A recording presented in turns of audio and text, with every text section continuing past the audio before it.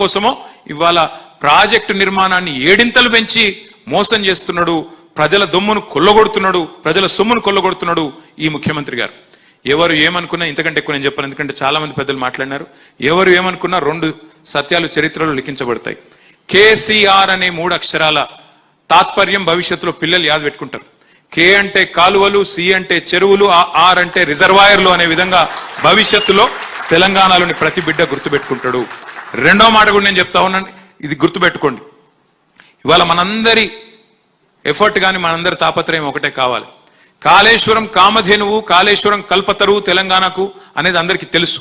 కాళేశ్వరం ఎంత మల్టీపర్పస్ ప్రాజెక్టో, ఎన్ని రకాల అద్భుతాలను తెలంగాణలో ఆవిష్కరించిందో ఇప్పటిదాకా కమలాకర్ గారు కూడా చెప్పినారు.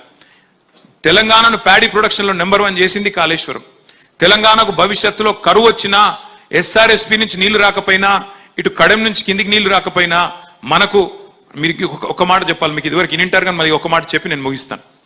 కాళేశ్వరం డిజైన్ ఎంత గొప్ప డిజైన్ అంటే 3 మార్గాలు ఉన్నాయి మనకు నీళ్లు తీసుకోవడానికి.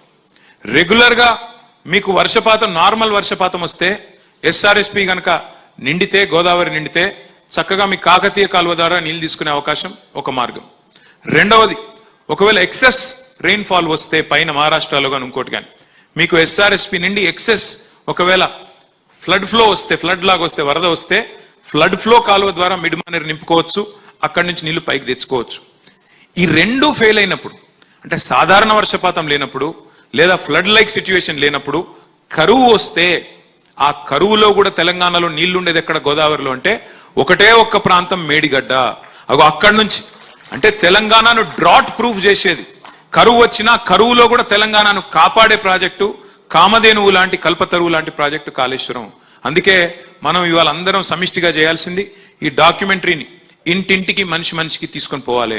నేను తప్పకుండా వెంటనే దీనికి రూపకల్పన చేస్తాను. అన్ని జిల్లా పార్టీ కార్యాలయాల్లో, అన్ని నియోజకవర్గాల్లో కూడా ఎక్కడెక్కడైతే కార్యాలయాలు ఉన్నాయో, లేకపోతే ఒక ఫంక్షన్ హాల్ అన్న తీసుకొని ప్రతి నియోజకవర్గంలో, ప్రతి జిల్లాలో ఈ డాక్యుమెంటరీని, తమ్ముడు రాకేష్ రెడ్డి ఇంత కష్టపడి చేసిన డాక్యుమెంటరీని తప్పకుండా అందరం సమిష్టిగా ప్రదర్శిద్దాం. వాళ్ళ బృందానికి కూడా హృదయపూర్వక